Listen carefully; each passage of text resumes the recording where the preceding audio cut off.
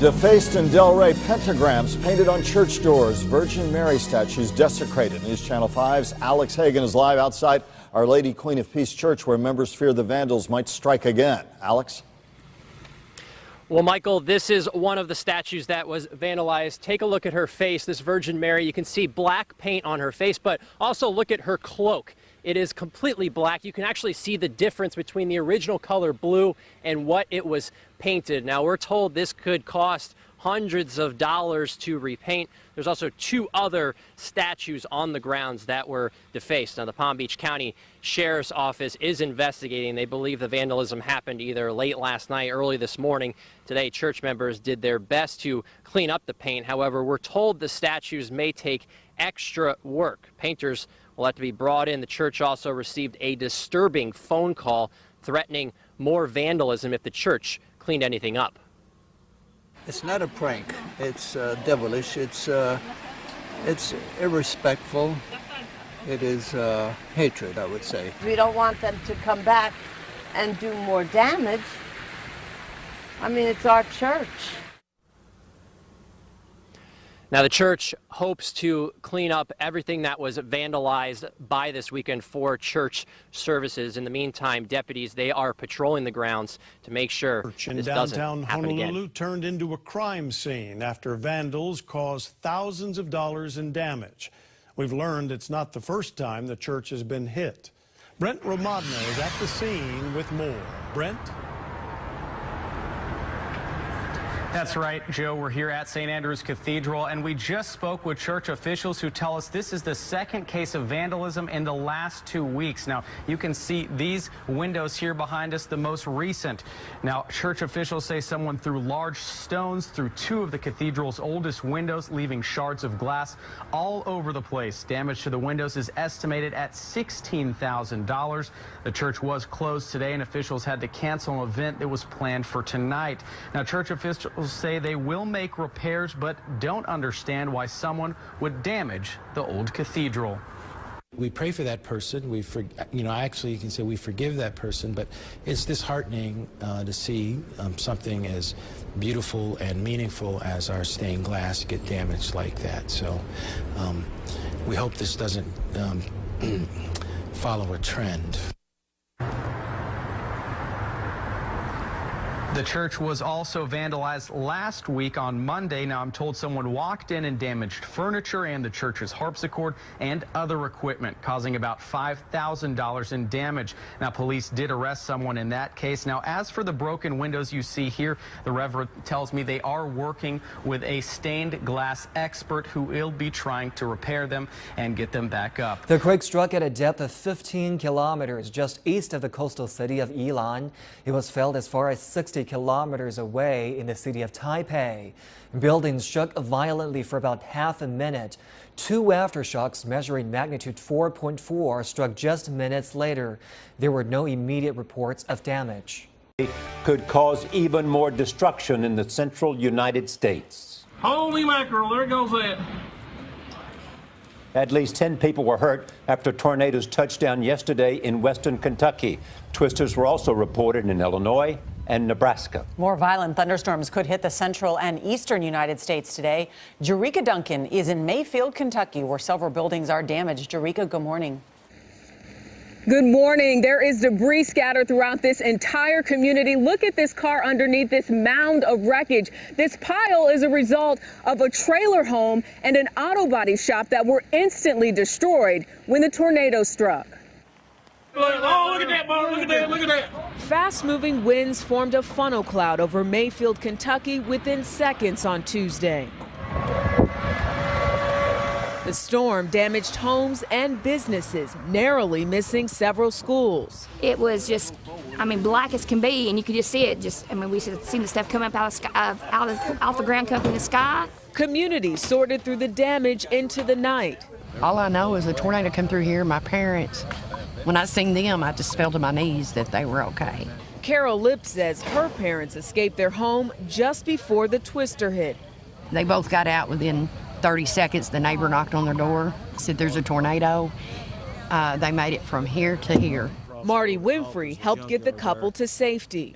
I immediately run to my neighbors and beat on their door and told them, I said, you got to get out. Now the tornado's right there. About 100 miles northeast of Owensboro, hail and rain flooded streets and backyards. The severe weather is connected with a system that spawned violent tornadoes across southern Oklahoma on Monday, killing 2 people and leveling several homes. Brooke Carter was relieved her mother managed to survive. She made it out alive. Her neighbor didn't, but we're just really glad that we have her, so all this stuff can be replaced. Back here in Mayfield, those violent winds tossed cars around like they were children's toys. Look at this car just stacked right on top of this truck. Now, we counted in this parking lot at least 60 vehicles that were damaged by that tornado, and the worst of the weather is not over just yet. We're expecting more severe weather later today in the southern plains and in the Midwest.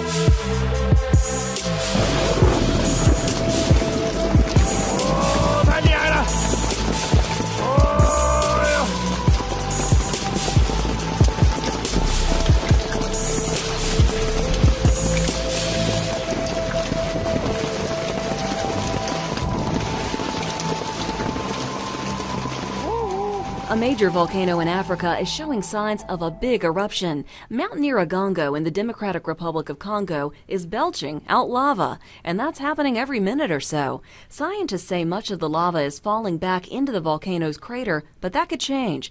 Back in 2002, a major eruption killed 147 people and forced 400,000 to run for their lives. In that eruption, lava even flowed over the tarmac of the airport at nearby Goma. The main concern now is about more big lava flows, not a major explosion. I'm Danielle Banks, the Weather Channel.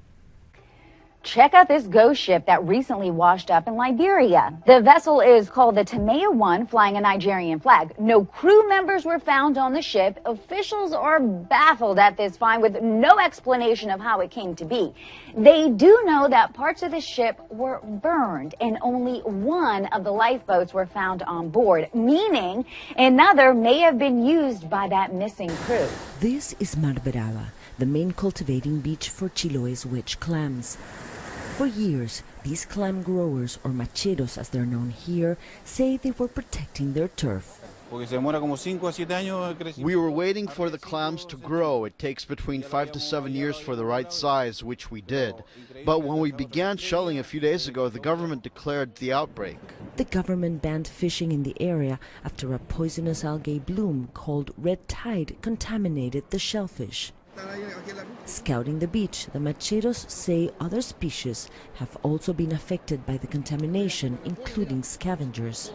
The fishermen say these crabs didn't die because of the red tides. They're convinced the salmon industry of this island is to blame. Chile is the world's second largest salmon producer. 2/3 of the country's fish are farmed here in Chiloé. Last month, 4,000 tons of dead salmon were legally disposed of 130 kilometers off the coast. When they learned they were about to throw away the salmon that would contaminate the ocean, we alerted the authorities, but they didn't hear us. And now, what a coincidence that a red tide began in the Pacific Ocean. Scientists are investigating what caused the contamination, but they can't confirm the salmon were to blame. Miriam Seguel says the level of toxicity in the area's mollusks is 7,500% more than permissible for consumption. The damage is devastating. The phenomenon is most likely to end in 2 or 3 weeks. The algae may disappear, but the shellfish will remain toxic for many months. They can't be eaten until they detoxify, and that depends on each species. The Macheros say they used to make nearly $600 a day. Now they are disappointed, unemployed, and uncertain about their future. We had put our hopes in the business to have financial security for when we get old. They say they hope at least a storm comes in to clean up the ocean so they can start fishing again. But they know even then they will have a long wait. Mariana Sanchez, Al Jazeera. Happening now, beetles invading our county, wiping out thousands of acres of trees, pushing down property values and raising our fire risk, of course. Our meteorologist Craig Herrera tells you what you can do now to stop the spread. This campground was once under a canopy of trees. Now, mostly stumps. Cuyamaca Rancho State Park. When you stood underneath here, you'd have trouble seeing the sky because of the density of the oak trees that were here. A different scene from just a decade ago. Most areas where people live in really nice oak woodlands are challenged now with this problem. Our county, these beetles can basically damage or kill half of the trees in 3 years, is being invaded by the gold-spotted oak borer. So what we're looking at is a loss of recreation, a loss of wildlife, a loss of aesthetics, you name it. A beetle coming from Arizona. If you own property in Ramona, your house is going to decline when these trees are all dead. Transported by firewood. We tell people don't move firewood, and yeah, and by the way, don't move firewood. It's been the crux of the problem. 75,000 acres of oak woodlands in San Diego, gone. The beetle does damage to the outer layer of the trees. In a drought year, that damage is enough to keep the tree from being able to pull water and nutrients up in August. Not only beautiful, trees help us breathe. According to the Arbor Foundation, a mature leafy tree produces as much oxygen in a season as 10 people inhale in a year. It's sad that these trees are going, you know, they're legacy trees. It also means the fire danger goes way up. Now as the trees die, what grows up underneath them? Grass. More fuel for fire. At Green Valley Campground, I'm meteorologist Craig Herrera, 10 News. Craig also tells us well over 100,000 trees from San Diego to Ventura County have been killed by these beetles. The insect is smaller than a penny, but it can wipe out up to 90% of trees in one area. The mayor of Denver, the latest target of the worldwide hacking group Anonymous. That group has been very vocal, supporting the homeless and calling for an end to the massive sweeps of homeless camps here in Denver. We first broke that story in late March. Well, Denver 7 reporter Mark Boyle is on top of all of this. Mark, you're told things have not improved on the streets of Denver. That's right. And the homeless people actually tell me the sweeps are hindering their ability to survive here on the streets, as advertised by this sign right here. We asked homeless people, though, what they think about the Anonymous group supporting them. They say they need all the help they can get. The international hacking organization known as Anonymous is at it again. Greetings, Mayor Michael Hancock. In this video released today, Anonymous is taking sole aim at the mayor of Denver. We have been patiently waiting for you to respond to our most recent request, but we find ourselves growing impatient of your foot dragging. The organization is asking for an end to the homeless sweeps, as they have for nearly 2 months now. But that's not all. You have ignored the endless deaths by law enforcement on the streets of Denver.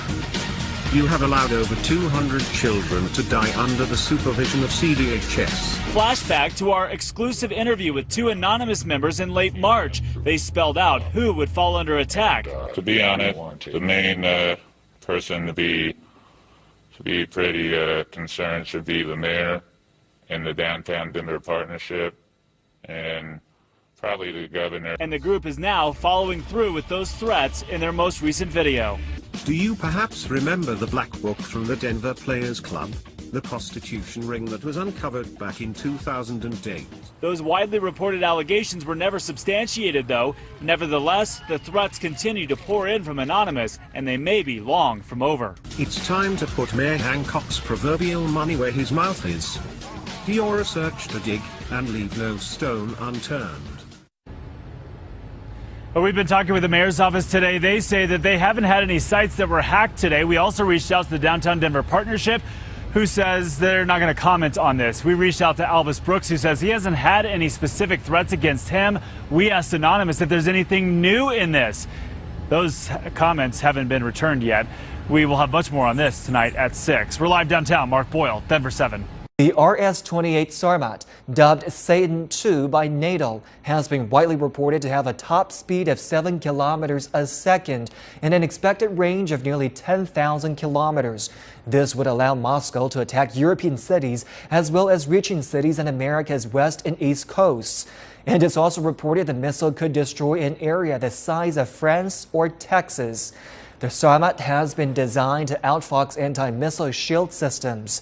According to the Daily Mail, the Russian Defense Ministry plans to put the Sarmat into service in late 2018 and remove the last SS-18 missile by 2020. When Athens Hellinikon Airport closed 15 years ago, no one imagined its doors would one day reopen as a refugee camp. People here told us they thought they'd be in transit for a day or two. Instead, many have been here for months. The borders are closed. The refugees who are coming from the other countries to live in a peace place, to have a good life, and they are still now in Greece. Airports mean one thing, don't they? Travel.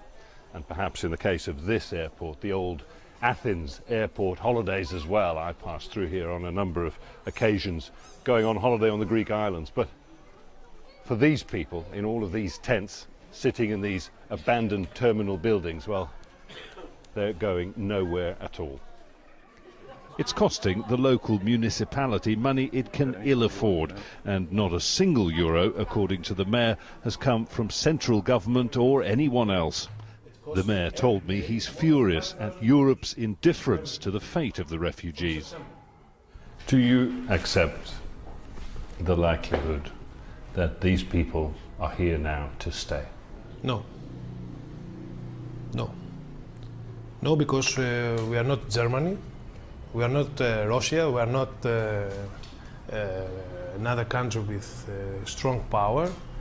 Είμαστε μια χώρα φτωχή. We're a country that is poor and a people that is struggling to survive.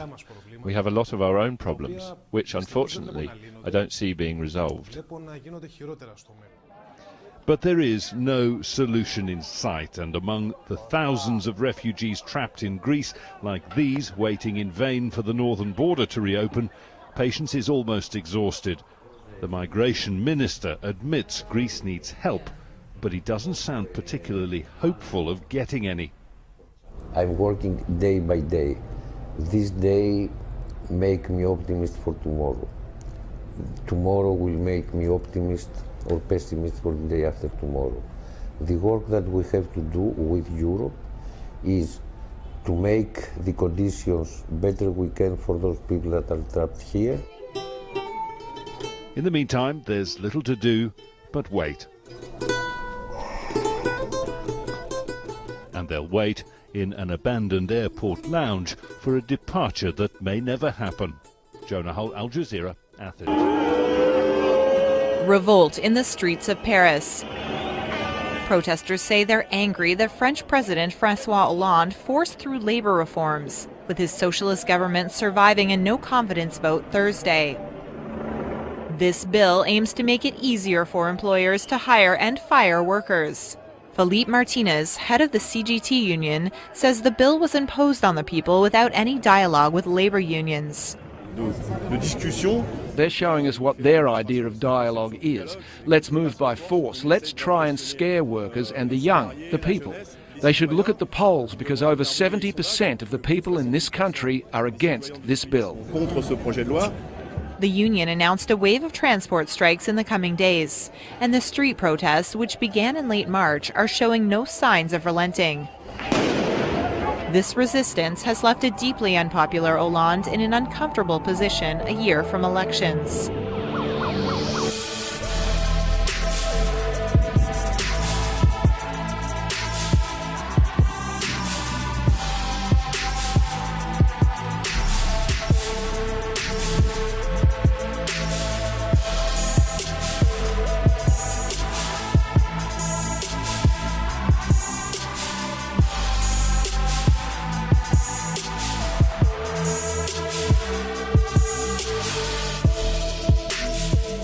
You want to talk about an amazing picture? This is easily one of the coolest pictures I've seen in a long time, and what you're actually seeing there is hail, all that really bright stuff falling out of that storm, Colorado Springs, on Tuesday. The dark stuff is rain, the light stuff is hail, and there was plenty of hail that fell out of that storm. And you can see these guys in Falcon, Colorado, not far from Colorado Springs. You can see the sun actually starting to peek out behind the people taking the video, and that's why you can see the bright color of the hail, because the sun is actually reflecting off of those ice particles. You see the dark stuff back here is all rain, but the light stuff is hail. Sunlight refracts through rain, but it'll reflect off of the hail, and some of it also refracts through on the other side. But you want to talk about just an amazing view there. You can see the hail on the ground down here, the people driving through not only kind of flooded roadways, but it's also got a lot of hail there as well. I can tell there's been some editing done on this picture, but look, I don't think it's a ridiculous amount. It's a very legit picture and very, very cool.